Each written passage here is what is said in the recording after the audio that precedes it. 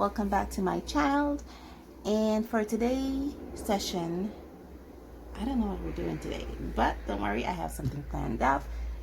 But in any case, before we get into that, let's get those disclaimers out of the way and then hop into it, okay? Of course, before we get started, we do have those disclaimers to get out of the way.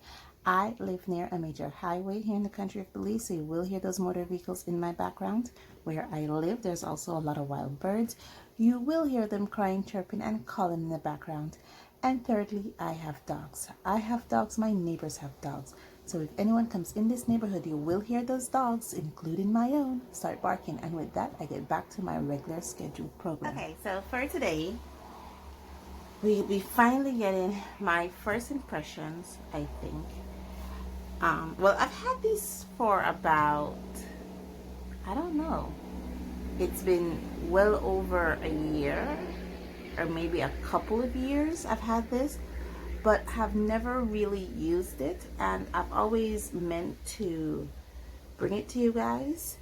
But in any case, we'll be looking at the Faber Castell Pitt Pastel pencils. And like I said, I've had this for probably closer to 2 years than anything else. And I've always had it to look at, to bring to you guys, and I've never really done it. So today, let's just look at it, okay? Okay, so this does come in a metal tin. This is the 36 set. I believe these sets comes in presentation of 12, 24, 36, with the largest color payout being 60. Okay. As usual with Faber Castell products, they do have writings on the back and color indication to the bottom of the tin here, and it gives you a illustration of the full length of the pencil. But let's look at these pencils now. And I'm surprised I actually did swatch them out both on white and on black to kind of see what they looks like. So apparently I did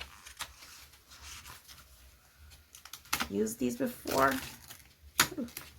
It's been a while since I haven't touched these. Here they are. These are some very beautiful pencils. Okay, so the pencils are about, I don't know how long these are. They're probably about, let's see how much cms these pencils are. 17 centimeters, roughly 6 3/4 of an inch. And they are, what do you call it? Varnished, wood varnish with the color indicator to the top. They do have barcodes here. And this kind of indicates, and I believe they do sell these open stock. It also have the color indicating number right here. And it has indication to its light fast qualities. The funny thing is, it doesn't have any color names written on it. So, but Faber Castell does provide us with a brochure where we can line the color indicated number here with the number within the brochure and find out what that color name is. So that's a good part. And according to the Faber Castell brochure, it actually tells you which colors comes in which pack. So if I want to increase my collection of these pencils and I don't want to buy the full set, I could just buy the colors that I want. The brochure, on the other hand, not only comes with the color names, it also comes with other Faber Castell products you can get, representations of the packs that it's sold in. And it gives you a bit about the pencils, techniques, and how to use these pencils. It also have them in about 4 or 5 different languages. 1, 2, 3, 4, 5, 6, 7, 8 different languages. Gives you a bit of history on the Faber Castell company. Tells you a little bit about these pencils. So this is good information. This is a brochure about the Albert Durr Magnus. I believe these recently come out a few years ago. So it gives you a brochure about these pencils. So yeah, this is how the pencil looks. It comes pre-sharpened. And like I said, I've had this for a while. Okay, so Faber Castell says that these pencils have the highest pigment in their leads. The leads are actually wax and oil free. And like the polychromos, these pastel pencils are easily smudged for flawless color transition. Okay. Here's my swatches. Like I said, here how it looks on white. And then this is the opacity of the pencils. I love using pastel pencils on tone paper. I just love that opacity and vibrancy of these pencils. So now that we've taken a closer look at these pencils, we've seen them, and these are some beautiful looking pencils. I love the naturalness of the wood, you know, and how it makes it feels like some old-fashioned kind of pencils. So that naturalness of the wood I really appreciate. And let's get into this, shall we? Okay, I have no idea what illustration I'm going to be using for this. Literally, absolutely none. I've been using it for a long while. So I'm going to be using this color. It's a gray. What's this color? This one is a warm, no, it's a cold gray, number 4. I'm going to be using this color. I'm just going to start here. So let's see. Like I said, I have no idea what I'm going to illustrate. The paper I'm using is from Strathmore. I believe this is the Strathmore pastel paper. So yeah, let's see what I can come up with, okay?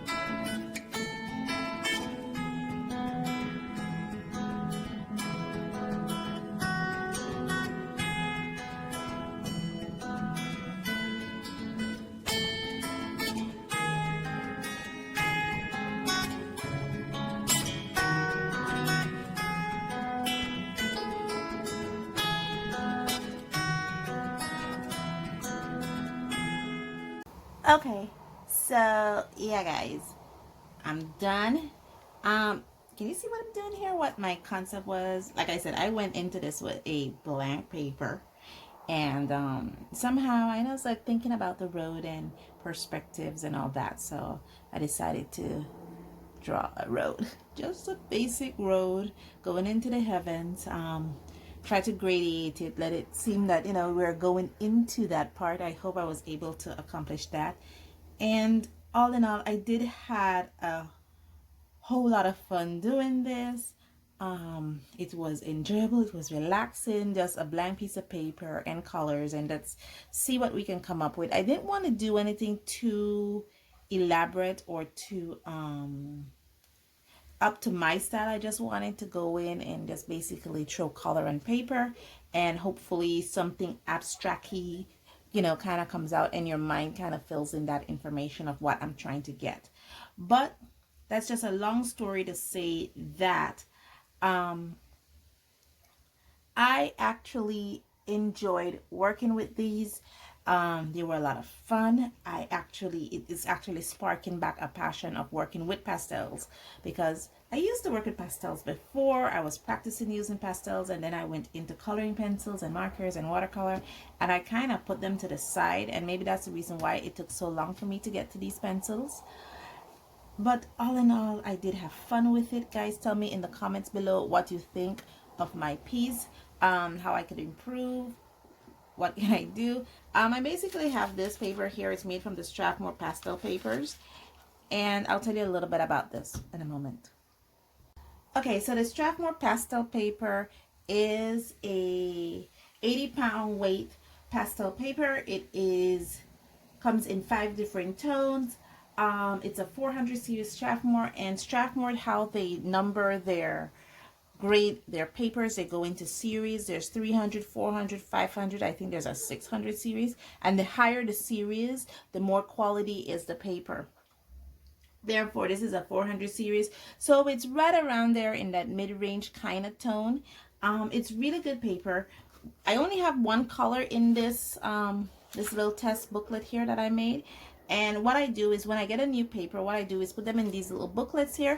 Not necessarily a nice sewed bind together sketchbook, but just basically these staple together little books, and you know, just a good enough size. I think this is like a 4.5 by 5. I believe the size of this is 4.5 by 6. So basically I put in this is 11 centimeters by 15 centimeters and a half. So I put them in these little sketchbooks that are roughly, you know, this is 4.5 by 6, where I could work with it. And at the end of the day, I will see what the paper can take. I will just basically throw the rocks at this paper. Water, if I see if the paper can hold water, if it can hold whatever mediums I have. Maybe not only pastel, maybe I could use it with color pencils, just basically to test out what the paper can do. And then at the end, I can do a proper illustration with the paper. But I don't necessarily do paper reviews. This is how I test out my paper. I put them in these little sketchbooks here, and I try to see what they can do. So all in all, guys, these pencils are really great to work with. I should have told you that these pencils are known to have, like I said, it had light fast indication on the pencils, and the majority of these pencils are 2 to 3 stars, which means that they have excellent, good to excellent light fast qualities. I do have a couple 1 stars here in this 36 set. Yeah, I do have a few 1 stars here, which means it doesn't have better light fast qualities than a 2 star. I don't want to say poor, I just want to say it's not as good as the 2 star. Take that as you will, but all in all, I did enjoy this, and I do promise to work with these more in the future. And with that said, guys, thank you so much for joining me on this journey, and as always, stay safe, stay blessed, and I'll see you in the next one. Bye.